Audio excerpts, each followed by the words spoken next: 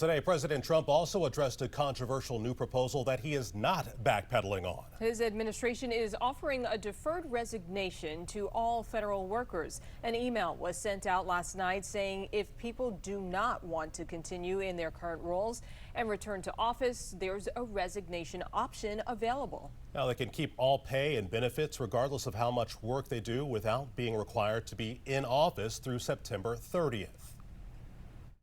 If they don't agree by February 6th to show up back to work in their office, they will be terminated, and we will therefore be downscaling our government, which is something that the last 10 presidents have tried very hard to do but failed.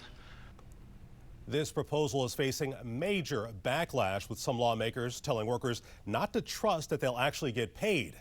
Debra D'Agostino, a founding partner of the Federal Practice Law Group, joins us live right now. And Debra has worked for years representing federal employees. Thank you so much for joining us to talk about this today. Debra, there's one big question here. Is this even legal? Well, that certainly is the big question, and I don't know that there's an easy answer to that. The memorandum that went out from the Office of Personnel Management today did cite a federal statute, but that really is just a very generic statute that gives the Office of Personnel Management the authority to take action, right? We've never seen this sort of buyout is the word people are using, but it's really deferred resignation. We've not really seen this in the government before. Yeah, so many questions here, and we said earlier that there were some concerns about whether or not the Trump administration would fulfill its end of the bargain to pay people through September 30th. What happens if they stop making payments on a severance agreement? Well, I think what we know to be true is that right now the government's operating under a continuing resolution, and so the government is funded until March 14th.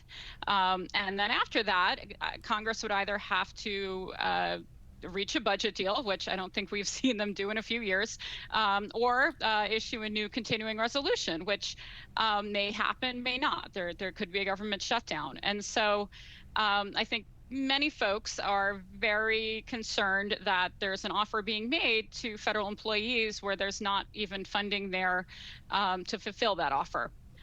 So the concern is people might accept this offer and then a few months later find themselves out of luck and not getting paid. Yeah, it is very tempting, especially to those who would have to go back to the office. So having said that, with this tempting offer, what can people do to protect themselves? Well, I think that hopefully we will get some clarity about whether or not this is actually a funded operation, right? So hopefully soon someone from the government or Congress will say, yes, this is in fact funded. And then I think that what employees can do is try to shore things up, right? Try to negotiate a breach clause, for example. What happens if the government does breach? Does that undo this or not?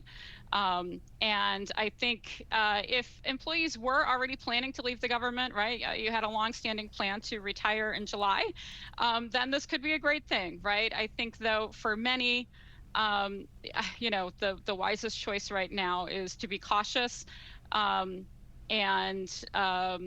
wait and see, unfortunately. Yeah.